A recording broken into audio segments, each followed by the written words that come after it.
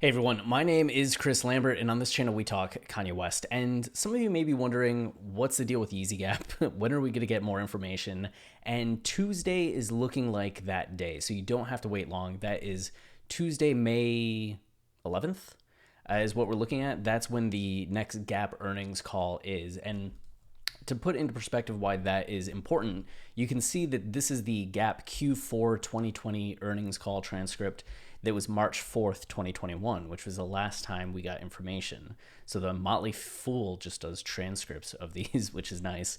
And if you look up Kanye, they don't show anything. But if you look up Yeezy, four results. So first off, you have, I don't know who this person is that's talking, but they say right here, the Yeezy partnership is on track for launch in the latter part of the first half of 2021, and we continue to be excited by the creativity that partnership will bring to the brand. So the latter part of the first half of 2021, which is essentially like May, June, right? Which, given Kanye's timelines, July, August, but that's what the one person said, and then somebody else said one question Mark gets asked, and I as well, is about our Yeezy Gap partnership. We are on track, again, we are on track to launch in the first half of this year, and I'm impressed with how the team is unleashing their creativity and innovation in both the development of the product and the experience for the customer. We cannot wait to share it with you. Additionally, we're excited about the licensing work underway, and nobody cares about the licensing work. It's Yeezy. And then this other person here said, so really pleased to see the overall discounting reduced, and then the partnerships. Partnerships are important of the future of the brand. We have a big launch coming up with Yeezy Gap. Yes, you do.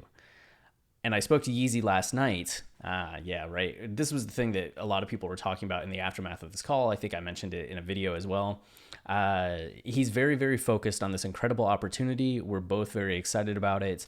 And he and Mark and the entire Gap team are heads down and believe this to be a very big potential for us, and look forward to sharing more information with you as we launch in the first half.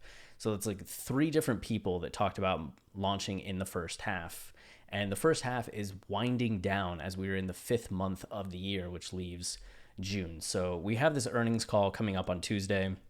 And then just last month, we had Kanye West, my Yeezy Gap logo is official, which it makes it sound like he announced this, which he did not. He has not said anything to anyone, it seems like. But what's happening is that Kanye's company filed legal docs locking up the rights to the new logo design for his Yeezy Gap fashion line. And as you can see, the branding is pretty much the same logo Ye first tweeted out last summer, which is this right here, which it's essentially like the exact same, right? I don't think there's any changes to it. And you can see TMZ notes, which probably anybody could note, but it's just the Gap logo, but Yeezy. The reason why this is significant is just the fact that at this point up through the partnership, despite the announcement, despite having the logo made, despite us seeing clothes that Kanye has been working on, this paperwork for the branding still hadn't been completed. So you expect before launch that Kanye would have to cross his T's and dot his I's in terms of legal paperwork. And having this officially filed is just a step in that direction that something is happening. It still could be months away, it still could be a year away, but at least this part has happened, which brings us one step closer to something happening. So the docs obtained by TMZ also shed some light on what we might expect to see from Yeezy Gap. All types of clothing, of course, but also footwear, which is fascinating as well, given where he's at with Adidas. Like, what footwear could he be releasing through Gap that Adidas isn't getting a cut of or is allowing? So that's kind of curious. Headwear, hats, maybe? Little like 70s style or 80s style headbands to wear when you're playing tennis or running through the park. Accessories and bags. Filing these docs to protect the official logo makes a lot of sense. Yeezy Gap is reportedly planning to introduce merch in the first half of this year, and Gap has huge expectations for the spinoff brand, 1 billion in sales. And that kind of brings us, when I was looking at this article, they mentioned how Gap's stock price was $12.28, and it was surging over 18% on the heels of Kanye's new deal. So I just kind of went back and I looked at the 5-year data, and you can see here that Gap was kind of valued in the 20 range, goes up to 34, and then just craters. Like it started April of 2019 and just drops. Nothing's working, and then goes all the way down to $7. And then that was March of 20. And then Kanye makes his announcements right here, right in June, and boom, like it hits and starts rising, and here we are a year later, and it's all the way up to $35, which is just insane for anybody that's invested, the return that you're getting on that. And you look at the max. So Gap has been a stock that's been traded since 1985, which just blew my mind. I had no idea about that. And back in the olden days of the 80s, you can see that it was just valued at like less than $1, and it starts rising and climbing. And the late 90s, after the internet boom, all these department stores, Gap takes off and it shoots up from $9 all the way up to the $40 range, has those few months in the $40 range, and then starts to drop, peaks again, drops all the way back to 13, and then kind of settles comfortably into this like $18 to $20 range for a long time. And we're talking like years at this point, right? Like December of '02 all the way up to 2011. And then the stock starts going up for reasons that I didn't care to look into, but just, yeah, the stock's going up. It's doing great. Gap is on to the next wave of things, and then all that momentum goes. So it hitting 35 is just the second time or third time in the 40-year history of Gap being on the stock market that it has reached to this height. And recovering after just a year when it was that low is also pretty impressive. So this has been the power of Yeezy and Gap and the expectations for this partnership to really change things. It seems that even investors are thinking this is going to be a huge deal, and we'll see what actually happens when the clothes release.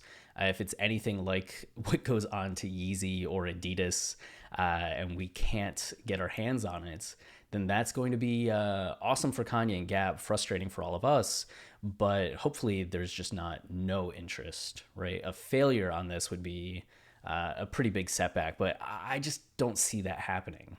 It seems like they're really paying a lot of attention to it, and Kanye has had kind of a Midas touch when it comes to fashion over these years, really shaping a lot of what we're seeing put out by fashion, like top tier fashion brands and then fast fashion brands. And it's like the Yeezy aesthetic has become pretty rampant in the industry. So I think that this is the game changer that a lot of us have been hoping for when it comes to affordable Yeezy clothing that's available to everybody. So we'll see then what this stock is like at the end of the year and after this earnings call on Tuesday. So that's the thing to keep an eye on. Of course, we'll have a video talking a bit more about it and what details emerge from this call. Hopefully there's some kind of update. I know there were people on YZY on Twitter that were starting to get hyped over the fact that we might get a launch like soon and that the album could come with it, and all these expectations that it's going to happen like immediately because of that first call. I'm still like, I hope that that's the case, right? Like I want to be as excited as everybody, but being a Kanye fan for over a decade now and seeing just all the delays, the time that he takes for things, the momentum shifts from seeming like imminent release to delay. I'm just a little more cautious at this point that it's always going to take a little longer, but I am getting optimistic and hopeful that we're going to get something big on Tuesday. Fingers crossed. Fingers crossed. But that's it for this video. If you're enjoying the channel and you want to support us, the easiest way is to like, subscribe, or comment, as those things tell YouTube this is a channel people enjoy, so then they show it to others, which goes a long way for us. We also have our podcast, Watching the Throne, a lyrical analysis of Kanye West, where we do line-by-line narrative and thematic explanations of Kanye songs and albums. We're currently going through Graduation for the second time, so the Stronger 2.0 episode recently dropped and will change how you listen to that song forever. Guaranteed. It's a guarantee of any episode of our show. But we also have our movie analysis website, where the same kind of thing that we do with Kanye songs, we do with movies, explaining movie endings, movie themes. Some of our top pieces are Nocturnal Animals, Fight Club, Your Name, Prisoners, Black Swan, The Lobster. So if you've ever seen any of these like kind of trippy movies and you want to know more about them, I'm your guy. And then we also have Dissect. We wrote the current season of Dissect on Yeezus. So this is a little like right at the halfway point of being through. Hold My Liquor episode just came out and is a fantastic episode. I'm personally most excited for I'm In It because I think that's the most underrated song on Yeezus. So that next episode coming out Tuesday, I think is going to turn a lot of heads and hopefully change a lot of opinions when it comes to I'm In It and just how amazing and dynamic of a song it is. So if you want to check out our work with Dissect, please give it a listen. Dissect is one of the best podcasts around right now, so you're going to have a very enjoyable experience. And that's it. Until next time, stay wavy and keep it loopy.